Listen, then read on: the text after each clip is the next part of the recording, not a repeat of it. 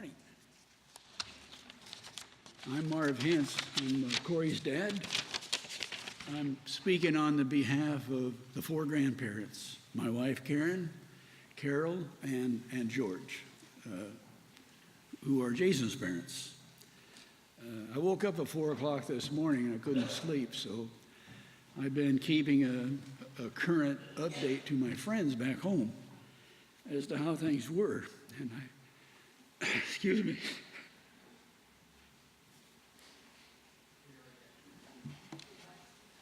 Oh, thank you. Grayson's a much better public speaker than me.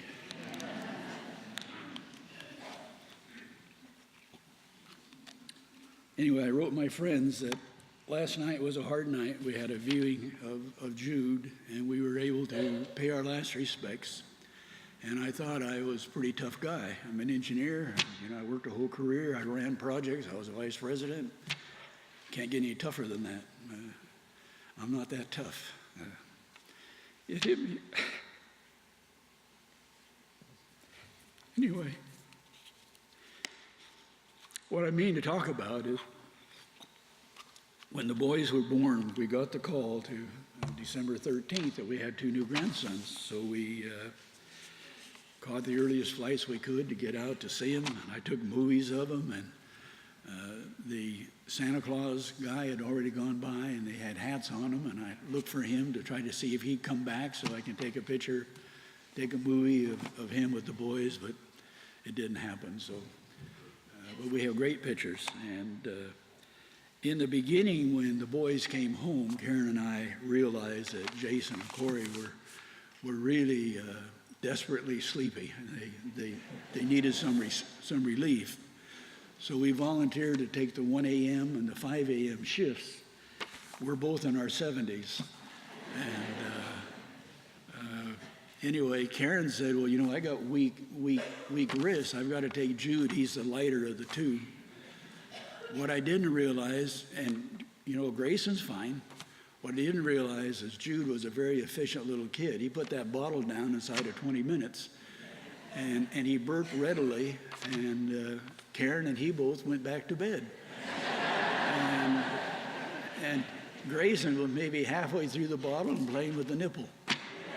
So I remember years ago when our granddaughter Julie and Nathan had a birthday, and he got a little riding car, and she rode along, and in their family, you get to use a toy by yourself exclusively the first day.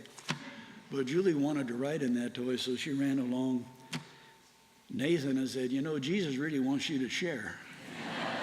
So that line didn't work with Karen, so I ended up with less sleep than Karen, and she played the role pretty good, but she really did get a lot of sleep. Anyway, Karen was raised on an Indian reservation that her grandfather bought from the tribe. And so we have a lot of Indian memorabilia in our house. And so when the boys showed their uniqueness, Grayson would throw his head back when you picked him up. So we gave him the Indian name, He Who Looks at the Sky. And Jude would sit in your lap, pensively folding his hands, studying what was around us. And so we said, he who prays. So that was Jude. Jude was very smart and very quick to learn. He was the first to crawl and the first to sit up and the first to walk. Grayson had a way of rolling around the floor, and he was kind of like a gyroscope. He'd have to figure where he wanted to go and roll so he can get there and lift himself up. So I had Grayson a lot, so I really got familiar with Grayson. But the two boys were very unique in the way they shared things. I've never seen this before, not in our family raising our kids. Corey, I think, has some movie clips that she sends us once in a while that shows the boys taking toys out of each other's hands. And then the other one wanted back, he'd just take it, and he would freely give it. And they never spoke a word till towards Grayson always made noise. from the beginning, you knew where he was in the house because you could hear him. But Jude was very silent, and I understand in the last month, Rachel, their sitter, told me that Jude started to make noise to Grayson, and so they had a communication going. But I never really think of the boys as two. I just think of the boys.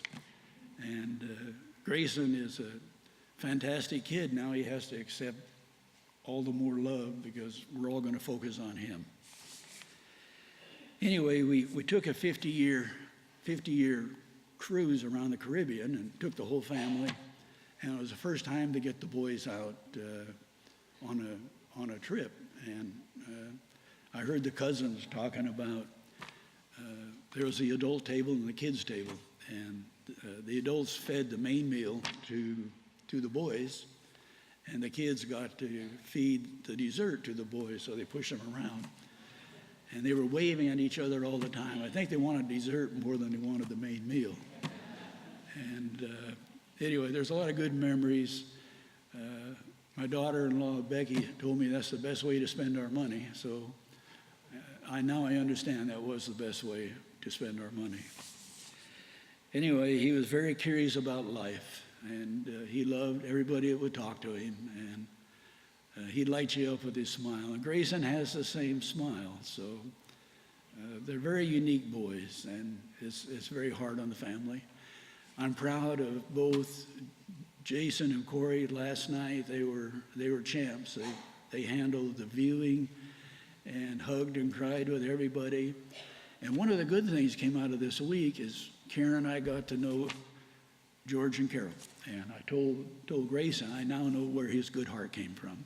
It came from his parents. So now he's in God's hands. And I rolled a note out there asking him to put a good word in for me with the guy. So when my turn comes.